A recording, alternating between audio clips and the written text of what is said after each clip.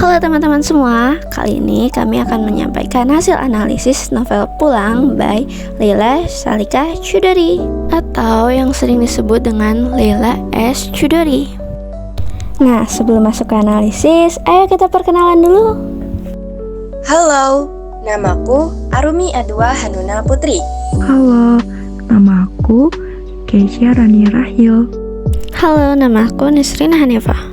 Halo, nama aku Naila Davina Salsabila. Sinopsis.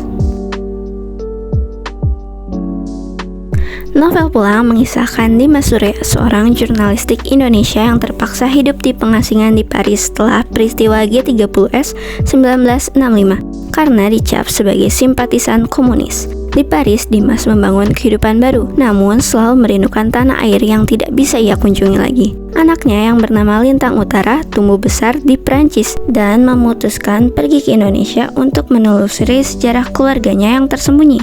Di sana, Lintang menghadapi kenyataan kelam tentang masa lalu ayahnya dan kondisi politik Indonesia. Novel ini mengangkat tema identitas, politik, dan rindu tanah air. Struktur.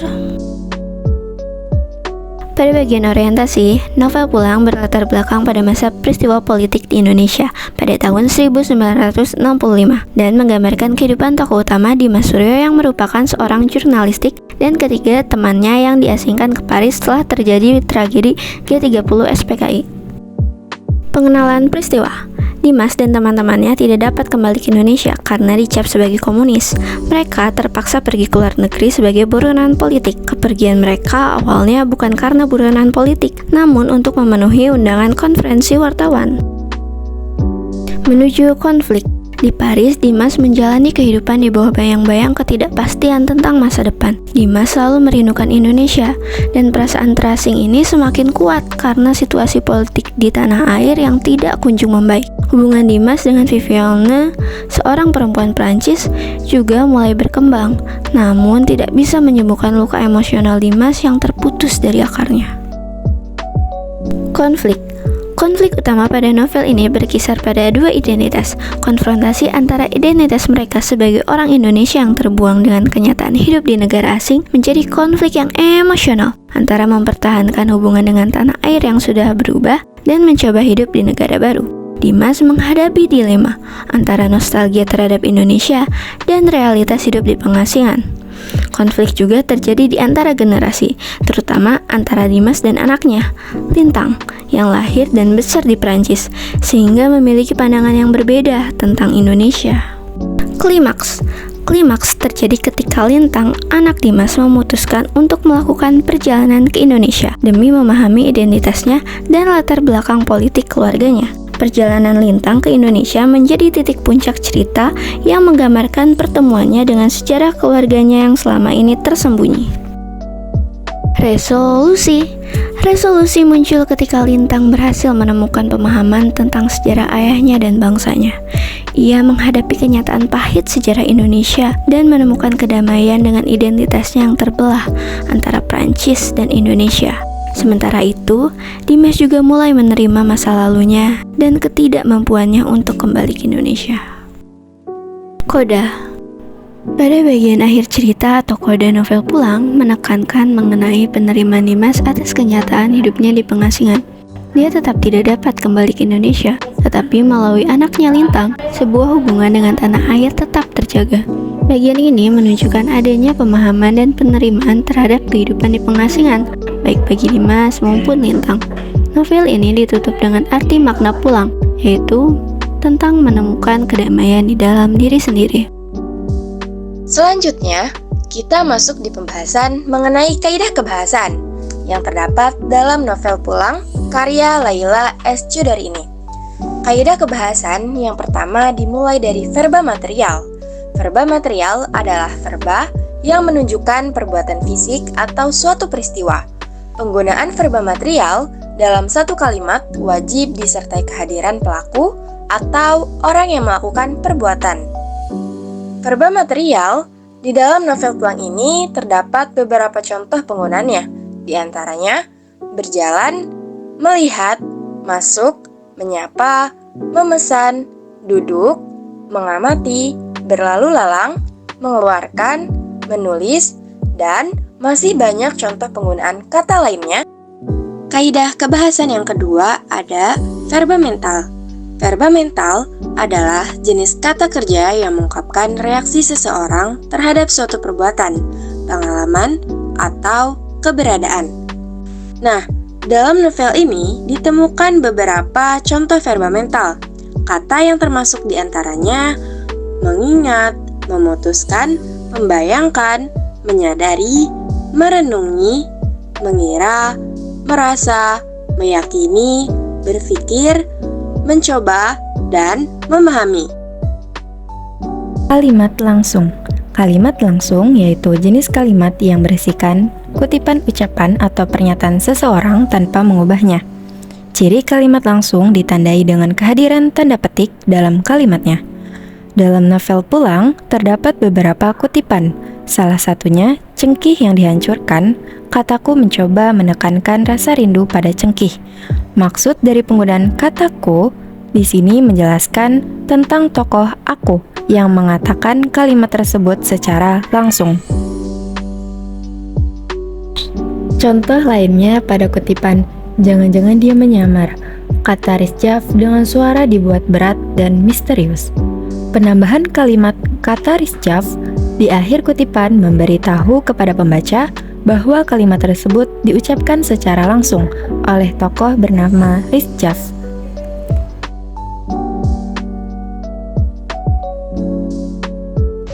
Kalimat tidak langsung adalah kalimat yang menyampaikan kembali perkataan atau pendapat seseorang tanpa mengutip secara langsung. Biasanya diubah sesuai konteks dan menggunakan kata penghubung. Contoh kalimat tidak langsung dalam novel Pulang ini yaitu Dimas sering berpikir bahwa meskipun dirinya berada di Paris, hatinya selalu tertinggal di Indonesia. Dan Lintang merasa ayahnya selalu menyimpan rahasia tentang masa lalunya di Indonesia.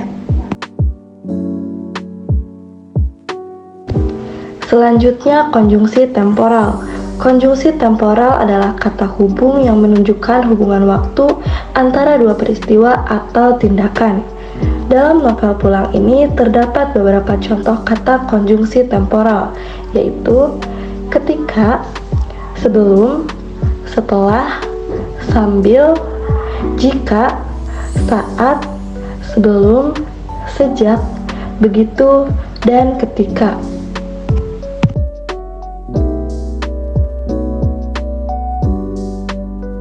Selanjutnya, adjektif. Adjektif adalah kata yang digunakan untuk menerangkan atau memberi sifat pada kata benda. Contoh kalimat adjektif dalam novel Pulang ini yaitu diskusi di kedai kopi itu selalu dipenuhi dengan argumen-argumen politik yang tajam dan penuh semangat.